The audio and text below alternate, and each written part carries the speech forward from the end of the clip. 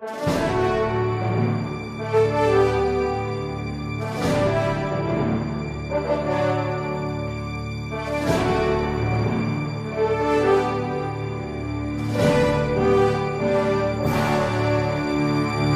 que devo fazer para aumentar a minha fé? Este tema nós já tratamos num primeiro bloco a respeito da fé dos iniciantes. Agora gostaríamos de tratar da fé das pessoas que já estão mais adiantadas, que já têm mais tempo de caminhada. Trata-se da fé de uma pessoa que já tem mais experiência, portanto já está mais robusta, mais comprovada no dia a dia. Bom, para fazer com que a nossa fé aumente, aqui a coisa se reduz simplesmente a uma realidade: aumentar em nós o espírito de fé. Mas aqui nós precisamos explicar o que é espírito de fé. Ou seja, espírito de fé, no fundo, é enxergar todas as coisas a partir do olhar de Deus. Isso quer dizer olhar para Deus, para mim, para o próximo e para os acontecimentos da vida a partir do olhar de Deus. E isto será para mim uma grande fonte de consolação espiritual. Deixa eu explicar então o que é que isso significa na prática. Olhar para Deus a partir deste espírito de fé.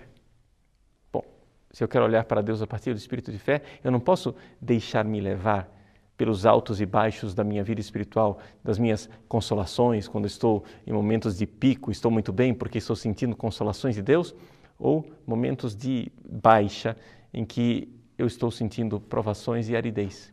Não. Se você olha para Deus com espírito de fé, você sempre terá diante dos olhos o fato de que Deus é misericordioso, amor infinito, presença na sua vida. E Deus está aí mesmo no meio da aridez, da tempestade e da provação.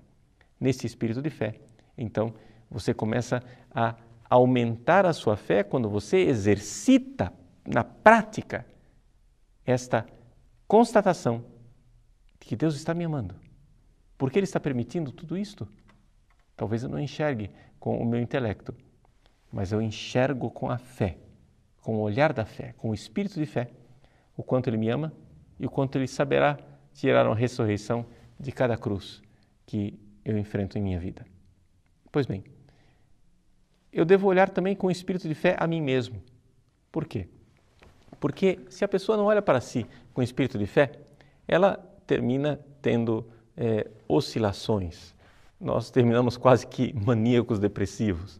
Ou seja, no momento em que eu estou em estado de graça e estou muito bem, então eu estou para cima, estou otimista.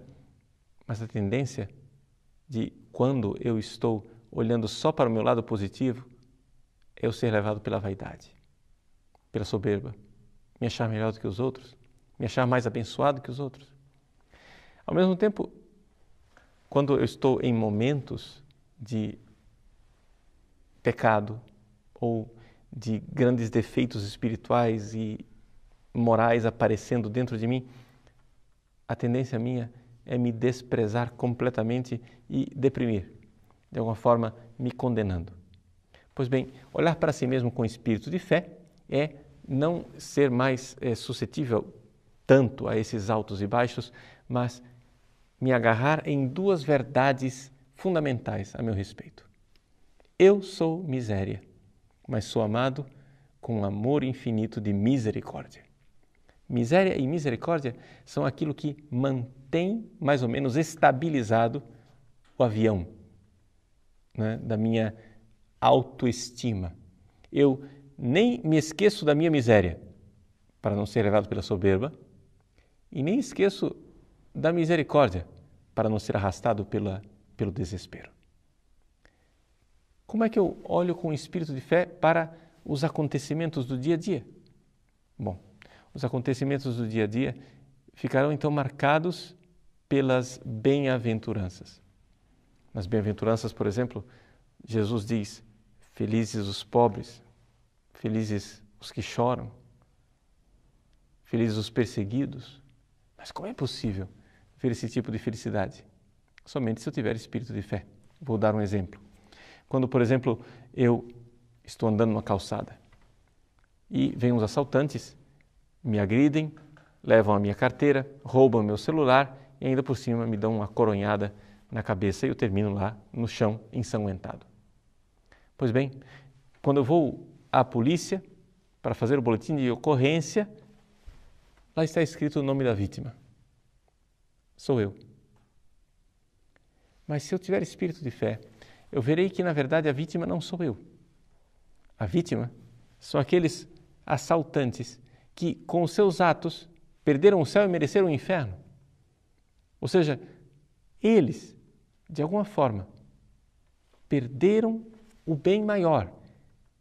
Eles foi que sofreram o mal imenso e irreparável. Ou seja, uma carteira, um celular e um galo na cabeça não são uma perda irreparável. A única coisa irreparável que existe verdadeiramente é o inferno. Enfim, com o espírito de fé, eu irei olhar para as outras pessoas, não a partir das minhas simpatias ou antipatias, ou simplesmente pelo fato de que uma pessoa rica vai ser recebida por mim com mais alegria, ou uma pessoa simpática, jovem e bonita vai ser recebida com mais prazer. Eu irei começar a olhar para aquelas pessoas como almas imortais e como pessoas que devem ser salvas, na sua grande dignidade. Embora elas estejam, talvez, num estado de depravação, num estado de perdição. Por exemplo, quando alguns jovens se acusam no confessionário de ter caído no pecado da pornografia, eu sempre aconselho, meu filho, reze pela alma daquelas pessoas que você viu na pornografia, que estão sofrendo o grande perigo de serem condenadas eternamente ao inferno. Peça pela salvação delas. Peça para que elas deixem de se machucar se usando daquela forma vil. Olhe para elas com espírito de fé. Eis aí um pouco exemplificações de como é que nós podemos, já progredindo espiritualmente, olhar para a nossa vida, para tudo e todos, sub specie eternitatis, ou seja, debaixo deste olhar da eternidade, olhando para tudo com o olhar de Deus. Isso será para nós fonte de grande consolação.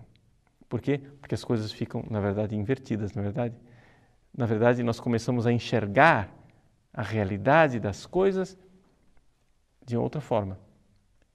E começamos a ver que as perdas verdadeiras são aquelas perdas espirituais.